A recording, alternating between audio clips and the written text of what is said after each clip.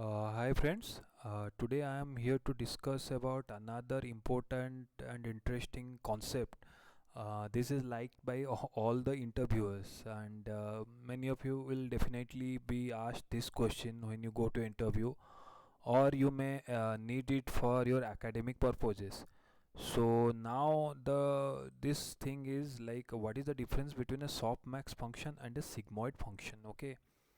So, I'll be going through both of these and I'll be explaining you to the differences, the uses, and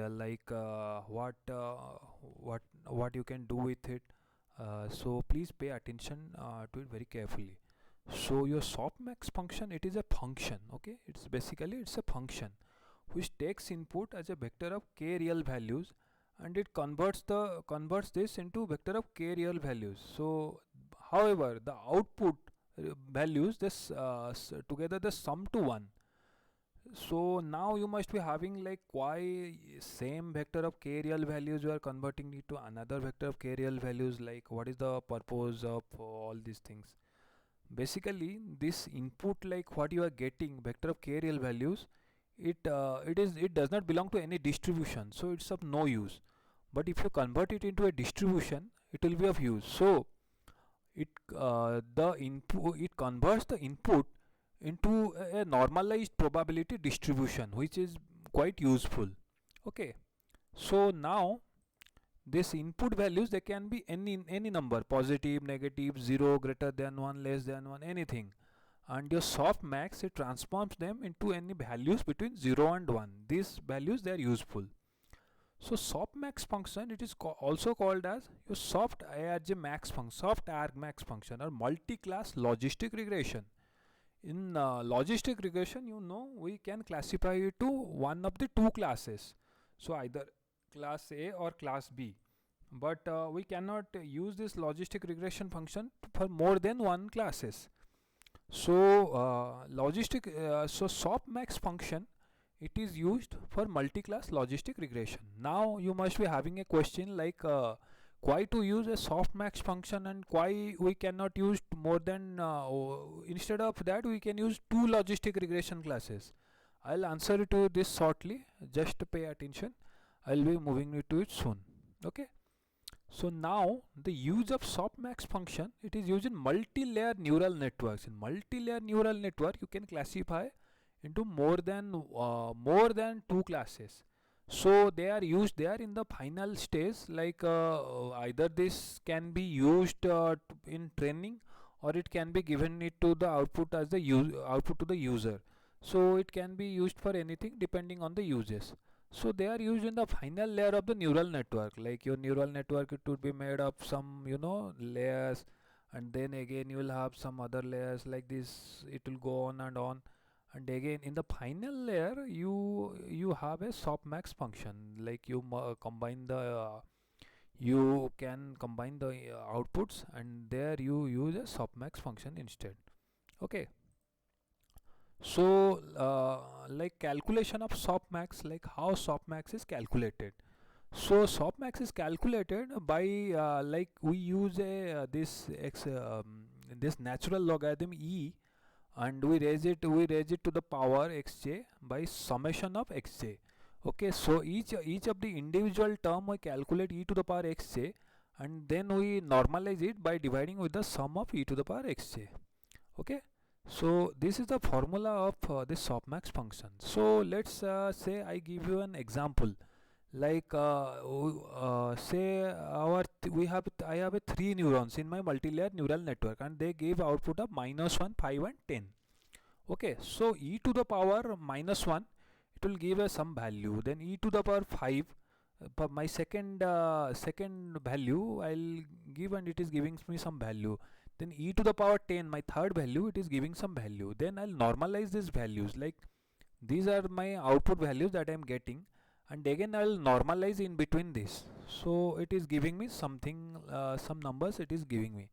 So my softmax function, it transforms this vector -5, 1, 5 and 10 into the vector 0.0001, 0.000669, 0.99329. So this is my output of the softmax function if I would have been given.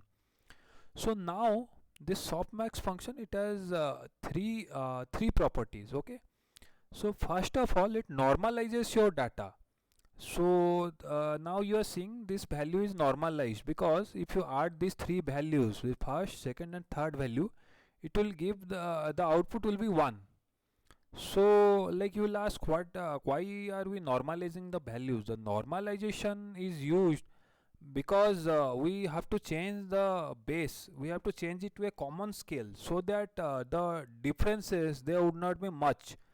And if we do not normalize the values, then the range would be very much. And you can also experiment this.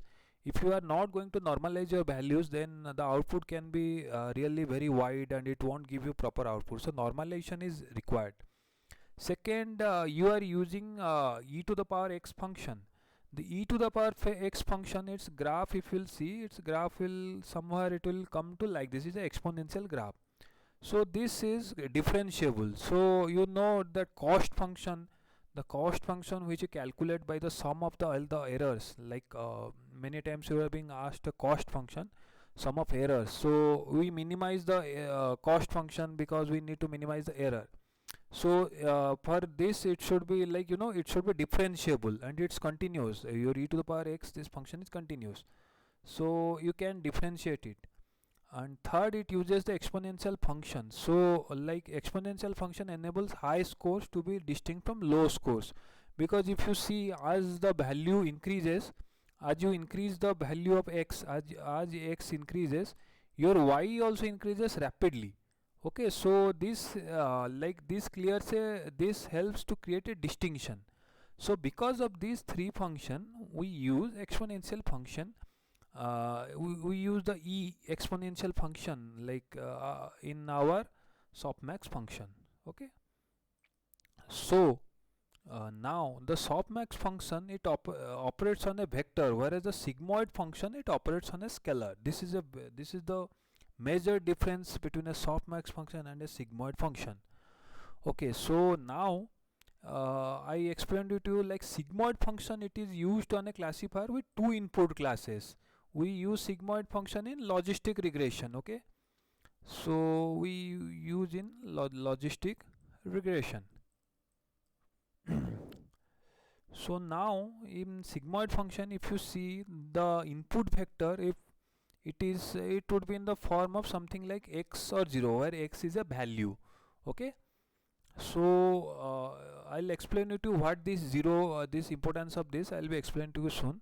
Because like we take input as a, since we are taking in sigmoid function, we are taking as a value, but this thing we are converting this scalar value into a vector value for calculation purpose, that will help in easy calculation. So now if we see, if we are using softmax, say, okay, this thing, like I am going to explain to you, sigmoid function, we can derive it from the softmax itself. We are approximating softmax, so that softmax function is being approximated to a sigmoid function. Okay, so how this thing is possible? Now let's say we have a scalar value x. This value is represented as a vector value, say x0. Okay, so for two values, if our sigmoid function will be e to the power x by e to the power x plus e to the power 0. Okay, so that is called e to the power x by e to the power x plus 1. So if we normalize it by dividing with e to the power x, we'll get 1, like you divide e to the power by e to the power x, it will be 1 by 1 plus e to the power minus x. This thing is known as the sigmoid function.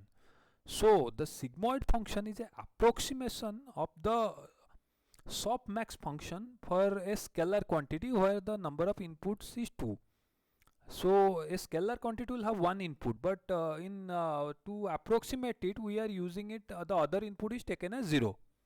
So if so now where this is useful, if we are having a two class classifier with logistic regression, we can use the sigmoid function, and we do not need any work with vectors. But if we the condition is the classes should be two mutually exclusive classes. For mutually exclusive means I mean the input, it will be classified into one of the classes. Okay, so whatever input you are given, if it is getting classified to one of the classes, so softmax function can be used for that. But however, like say I am giving you an input of a pen, you can classify it as blue pen, and you can also classify it as a normal pen. So you are classifying it into two classes. Like say if I give you a copy, you can classify it as a book, you can also classify it as a exercise book or some other thing also, you can make a classify. So there many times the input, it can be classified into more than one classes. These are not mutually exclusive. For such thing you need multiple binary classifiers, and each with its own sigmoid function. Okay, so this is the difference between a sigmoid function and a softmax function. So in softmax you can classify it into one class, at max you can classify into one class because the output would be designed in such a way. But in sigmoid function, if you use, you can use it for a non mutually exclusive classes classification also, you can use it to do. Okay, so this is the basic difference between this. A sigmoid function is an approximation of a softmax function. Please remember it. Okay, so now the sigmoid function, it gives the same value as the softmax for the first element provided the second element is set to 0. That is what I was explaining to you. Like sigmoid function, it is applied to a scalar quantity, but this scalar quantity, it is converted into a vector x0. Internally it is converted to x0 so that it can be used on a softmax function, and then we can have a output. We will get a single value, something will get a single value. But this is the internal working of a sigmoid function. Okay, so now many of you must have heard about argmax function, argmax function. So what exactly is a argmax function? Argmax function, it operates on a vector and it converts every value to 0 except the maximum value where it returns 1. Okay, so it's a very simple function, and like you have a vector with multiple elements, say 2, 5 and 1. So if you are giving an argmax function, it will give us 0, 1 and 0. This is the transformation that your argmax function does. But this value, you can tell that okay, this value is also normalized as the summation of all these things is equal to 1. So argmax function, though it is giving a normalized input output, but the use is different from a softmax function. Softmax function, where it is used is, softmax function it is used in training purposes, because the softmax function, it is differentiable. Okay, you know, we calculate the cost function, we are calculating the cost function, and then we are differentiating the cost function. We differentiate the cost function and we get the error, and then we back propagate the error, like we add the error and we make the like parameters, necessary adjustment to the parameters. So softmax function is differentiable, so it is used in training purposes. But if we want to infer something, because in softmax we'll get some values like 0.2, 0.5, it will give something like this. Okay, so even though those value added, but we cannot conclude anything. Let's say I give you an object to classify, and you will tell that it has 0.2 to 20% chances that it's a book, and 50% chances that it's a cat, and 30% chances that it's a ball. So I cannot infer out anything, I need a concrete classification. So in such cases we will use argmax function. It will give with probability, like it will give it with 1. So yeah, it's 100% chance that it's a cat, then only I can infer something. Okay, so argmax function, it is used in inference purposes, whereas softmax function, it is used for training purposes. Okay. So if we are using a machine learning model for inference purposes, rather than training it, so we will use argmax. In such a thing, we'll use the argmax value. But however, if we are using for training purposes, then we have to use a softmax function. Okay, so now moving on to the next, I have given the source from where I have used the main explanation. You can go through it if like you want to know anything further. I have used some of my knowledge and some of the sources I have used, and I have reached out to here.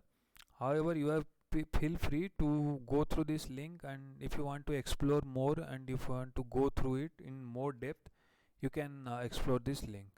Okay, so I think this you might have found this video to be useful, and hope this I am able to answer your question. And feel free to ask if you have any more questions, or if you want any more explanation, feel free to ask. Okay, thank you very much for your listening.